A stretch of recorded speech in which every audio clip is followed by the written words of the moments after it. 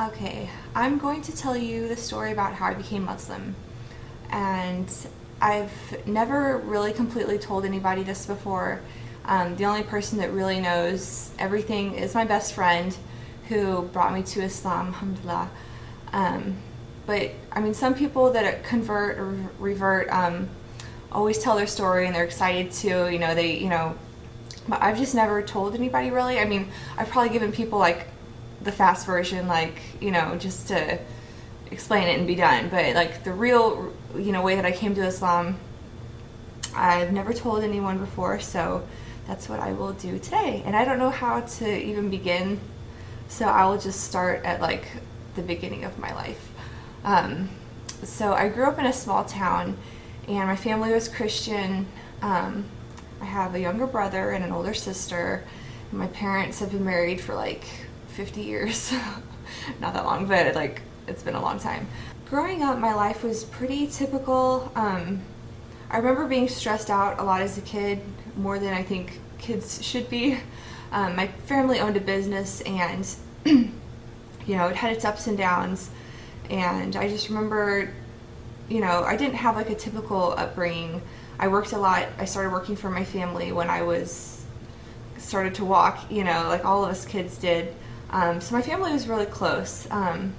Something that happened in my childhood that really kind of shaped me, when I was young, one afternoon I remember I was at home with my mom. It was just me and my mom, and she has always had a heart condition that she's I wouldn't say she struggled with it, but it has, she has anxiety attacks, and she, just has these issues that, she's always had them. And so me and my mom were home alone one day, and she was on the phone with her sister, and my mom dropped the phone and went to the ground, and I was it was one of the first memories I have as a child. I think I was 5 or 6, I don't know.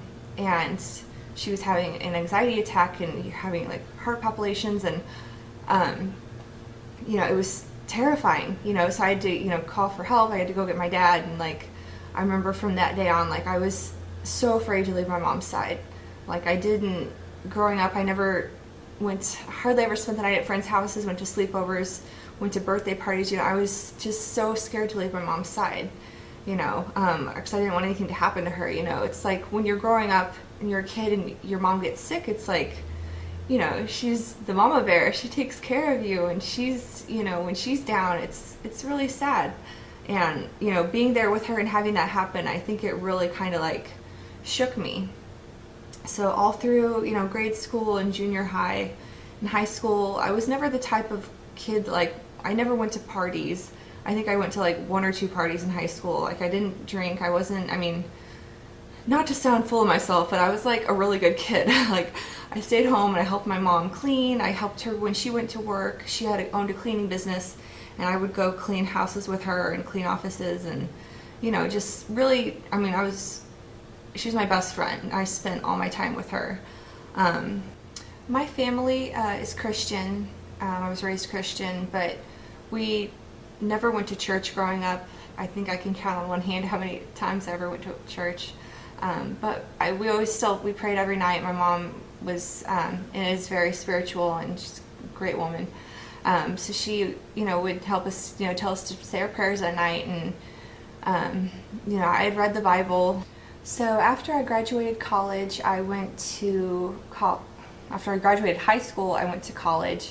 I went to a university that was about 2.5 hours from where I grew up, and that was the first time I would ever really been on my own and been away from my family. My sister went to school there, which is why I kind of chose to go to that school. And when I got there, I wouldn't say that's where it started, but I definitely broke out and became a whole different person. I grew up in a small town, never went out, never did much, and then I come to college, and there's all these new people, there's all this new stuff to do. I found a fake ID, and I started going out with my friends. I wasn't old enough to drink. I was just turned 18, and I started going out a lot. I started drinking a lot, and it was just at the time it was new and it was fun, and I was just out of control. But I mean, I think that's how a lot of college kids are when they first get there, and especially when you grow up, the way that I did, you don't see much. So once you get to somewhere new, it's anyway. So I went to school and I studied criminal justice. I thought I wanted to work in like the legal field. So after that year of college, I moved back home and I worked at a law office. I worked there all summer, and then I decided to move to the city that I live in now because my sister had graduated college and she needed a roommate, and I was sick of living in my hometown and I wanted to go somewhere fun, exciting. And so I moved to Kansas City with my big sister. That was kind of scary because then I was really on my own. I was even further away from my family. But I ended up finding a job at a law firm in the city, and I worked there for about a year and a half. And while I was working there, I hadn't really started going out a lot. I didn't know anybody that lived there. I was still underage. I think I was like 19 when I started working there. I became friends with a Palestinian family that were clients of one of the attorneys at the office, and they were just always like the most friendly people. They always came in for their legal matters for their business, whatever. Just very friendly, and I didn't know any Muslims before then. The only time I had heard of Islam was during 9/11 when I was sitting in my classroom in high school and everything was happening. We were watching it on the news. Like I don't even think I ever knew what a Muslim was or had ever heard about Islam until then. And so I knew they were Muslims, but I was like, you have this idea of what you think they are, like they're scary, they're mean, they're terrorists, but then I met them and I was like, oh my gosh, like they're very, very kind people, like very sweet. So I'm just going to kind of fast forward a little bit just to get this going. So I'm working at the law office, and I started having problems there with some of the attorneys. They were kind of harassing me. I wanted to find a new job. I looked for another job, and I was still really young to be working in the field that I was. I was really lucky that I got the job that I had gotten in the city. I tried to find other jobs at law firms, but everyone said I was too young and I wasn't, whatever. It was very hard to find another job. But I ended up finding a job at a club.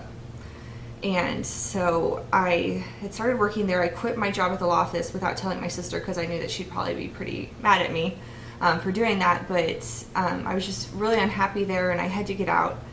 So I started working at this club and, making a lot of money and around people all the time, made a lot of friends that actually were not friends of mine at all. And so with that comes, I started drinking, going out a lot more now that I knew people and I had new places to go. I was going out like 5 nights a week at least, some weeks like 6 nights a week. And it started as just drinking. I was drinking a lot. And then I started doing drugs as well. And I was never like addicted to drugs. I think the reason that I did them was because as time went on, I don't know, maybe it was like a quarter life crisis, I don't know, but I just felt like extremely lost. I didn't feel like I had any really close friends there. By this time, my sister had kicked me out of our apartment together because she found out that I was going out so much and I was doing drugs, and but I had enough money on my own to get my own place, and so I moved to a studio apartment downtown. And my sister had told my parents about what happened, what was going on with me, and that was when I started to change. Like, I wasn't the sweet girl that I knew I was, that I'd always been growing up helping my mom, always there for my family. It got to the point where, I was angry at my sister. I quit talking to her first. And then it ended up being where I had no contact with my family whatsoever. And at the time I felt like, oh, I don't care, whatever. I'm just trying to, make it on my own, and they don't know what they're talking about. But, when you don't have family, like you really don't have anybody, because no matter how good your friends are, no matter, your family is always going to be there for you. And at the time, that was not important to me. I didn't think that was whatever. And so, so I started doing drugs, and I think the reason that I did them was because I was so unhappy. It was kind of like the only way that I could escape the way that I felt, like, how bad I felt about myself, was to do drugs.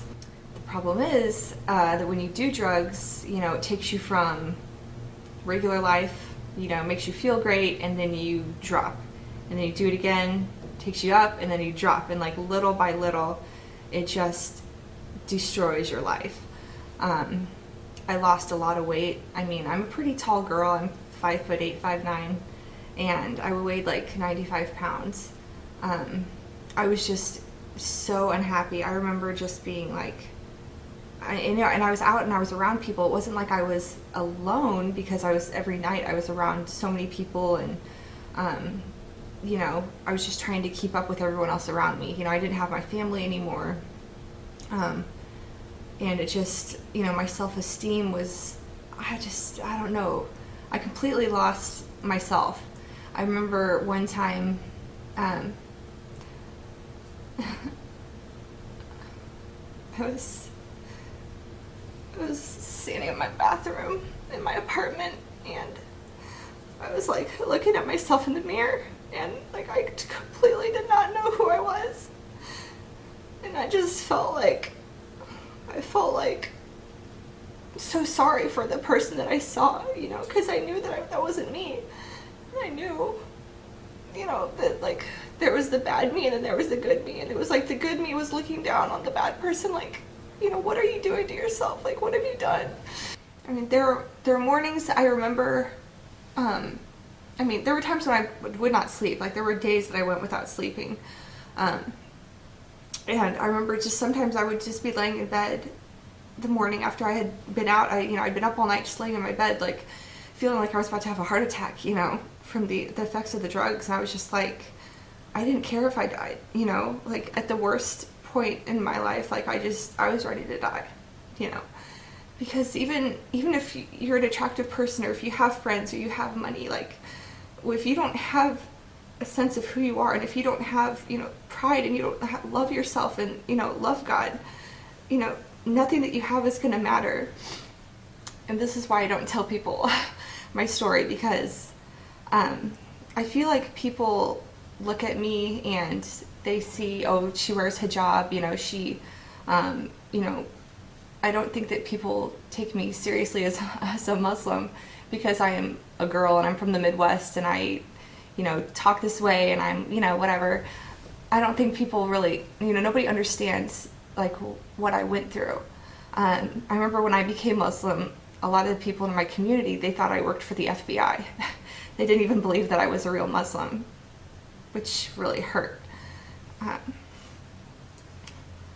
It's like, and also part of me wants to keep my story to myself, because it does mean so much to me that, that God helped me so much, and I still wonder, like, why would God want to help me? Because I was such a bad person. Like, I'm not even scratching the surface of how lost I was, and like what a horrible, selfish person that I had become. Just because I don't want to, it's embarrassing for me, So during all this time, when I got heavy into drugs, and I was, just completely out of control, the only person that I did stay in contact really was my Muslim friend. He always checked in on me to make sure that I was okay. Even when my family had kind of given up on me, they tried to have like an intervention, and talk to me. And I drove down to my family's house one night, and it took me 3 hours to get there. I get there, and they start to, have this like intervention, and I got back in my car right away and drove back.